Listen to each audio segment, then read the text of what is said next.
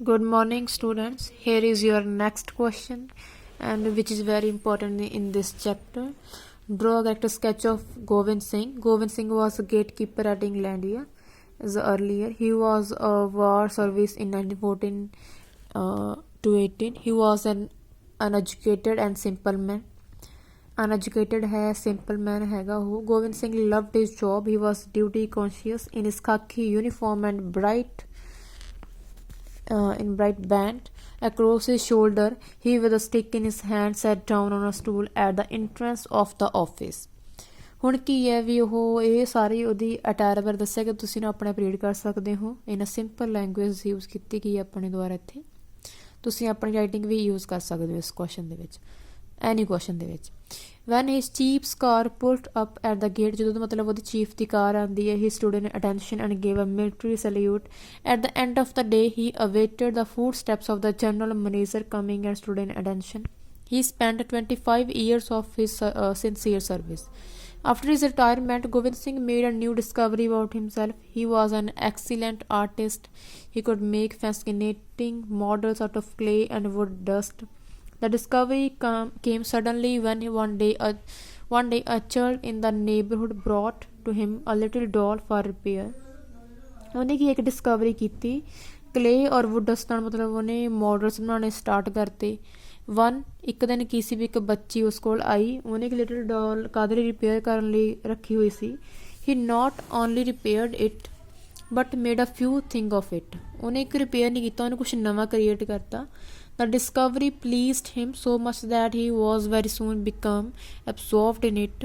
Gobind Singh remained loyal to his Sahib even after his retirement. ਉਹ ਕੀ ਹੈ, retirement ਤੋਂ ਬਾਅਦ ਵੀ ਆਪਣੇ ਮਤਲਬ ਬੌਸ ਦੇ ਨਾਲ ਉਹ ਲੋਇਲ ਰਿਹਾ, faithful ਰਿਹਾ. On one of his pension days, he carried to his office a model which he ranked as his best. ਹੁਣ ਕੀ ਸੀਗੀ ਵੀ ਉਹਦੀ ਪੈਨਸ਼ਨ ਵੀ ਰਹੀ ਕਿਉਂਕਿ ਉਹ ਬੈਸਟ ਰੈਂਕ ਉਹਨੇ ਇੱਕ ਹਾਸਲ ਕੀਤਾ ਹੋਇਆ ਸੀਗਾ ਆਪਣੇ ਕੰਮ ਦੇ regarding. And handed it to the accountant with the request to give it to the sahib. ਹੁਣ ਕੀ ਸੀਗਾ ਵੀ ਉਹਨੇ ਇੱਕ ਆਪਣਾ ਮਾਡਲ ਤਿਆਰ ਕੀਤਾ ਆਪਣੇ ਬੌਸ ਦੇ ਲਈ, ਉਹਨੇ ਅਕਾਊਂਟੈਂਟ ਨੂੰ ਦਿੱਤਾ. On the next pension day, ਆਪਣੇ ਨੈਕਸਟ ਪੈਨਸ਼ਨ ਡੇ ਵਾਲੇ ਦਿਨ, he carried another model for the sahib. Thus he made it a habit to carry on every pension day. ਹੁਣ ਕੀ ਸੀ ਵੀ ਹਰ ਮੰਥਲੀ ਉਹ ਇੱਕ ਮਾਡਲ ਤਿਆਰ ਕਰਦਾ ਆਪਣੇ ਸਾਹਿਬ ਨੂੰ ਦੇਣ ਦੇ ਲਈ. Every time his greatest reward was a piece of information that the sahib had liked the gift.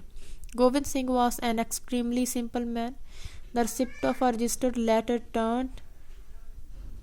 turned him mad. He believed that only lawyers sent registered letters. ਉਹਨੂੰ ਕੀ ਸੀਗਾ ਵੀ ਸਿਰਫ ਲਾਇਰਸ ਹੀ ਰਜਿਸਟਰਡ ਲੈਟਰ ਸੈਂਡ ਕਰਦੇ ਨੇ. ਉਹ ਇੱਕ simple ਮੈਨ ਸੀਗਾ. ਉਹਦੇ ਵਿੱਚ ਕੀ ਸੀ ਵੀ ਉਹ ਸਾਰਾ ਕੁਛ ਦੇਖ ਕੇ ਉਹ ਇੱਕ ਮੈਡ, ਇੱਕ ਇਨਸੇਨ, ਇੱਕ ਮਤਲਬ ਇੱਕ ਸੈਨਿਟੀ ਦੇ ਵਿੱਚ ਆ ਗਿਆ. ਉਹਨੂੰ ਲੱਗਿਆ ਕਿ ਮੈਂ ਪਾਗਲ ਹਾਂ. he didn't want to receive it from the postman but once he had to receive it, he said gloomily. he thought that it was the ruin of his family. ਲੱਗਿਆ ਵੀ ਇਸ ਤਰੀਕੇ ਨਾਲ ਤਾਂ ਉਹਦੀ ਫੈਮਿਲੀ ਕੀ ਹੈ, ruin ਹੋ ਜਾਏਗੀ. he had no courage to open it. he feared that it had brought the dreadful news that his pension had been stopped. ਉਹਨੂੰ ਕਿਸੇ ਨੂੰ ਡਰ ਲੱਗੀ ਜਾ ਰਿਹਾ ਸੀ ਕਿ ਉਹਦੀ ਪੈਨਸ਼ਨ ਕਿਆ ਸਟੋਪ ਕੀਤੀ ਜਾਵੇਗੀ. he dared not go to the office. he asked everybody what was there in the envelope. ਉਹਦੇ ਕੋਲ ਡੇਅਰ ਨਹੀਂ ਸੀਗਾ, ਹਿੰਮਤ ਨਹੀਂ ਸੀ ਕਿ ਉਹ ਆਫਿਸ ਜਾ ਕੇ ਦੇਖ ਸਕੇ. ਉਹਨੇ ਹਰ ਇੱਕ ਨੂੰ ਪੁੱਛਿਆ ਕਿ ਐਨਵਲਪ ਦੇ ਵਿੱਚ ਕੀ ਹੈ, and but didn't allow anybody to open it. But ਕਿਸੇ ਨੂੰ ਅਲੋ ਨਹੀਂ ਸੀ ਉਹ ਓਪਨ ਕਰਨਾ. He went mad. His sanity returned only after he came to the know the contents of the letter from the accountant. ਹੁਣ ਕੀ ਸੀ ਉਹਦੇ content ਸੀ ਜਿਹੜੇ ਮਤਲਬ ਉਹ ਸਿਰਫ ਇੱਕ ਅਕਾਊਂਟੈਂਟ ਨੂੰ ਮਿਲਿਆ, ਸਿਰਫ ਉਹਨੂੰ ਦੱਸੀ ਕਿ ਇਹਦੇ ਵਿੱਚ ਕੀ ਹੈ. Thus the author has turn the gateman into an unforgettable character.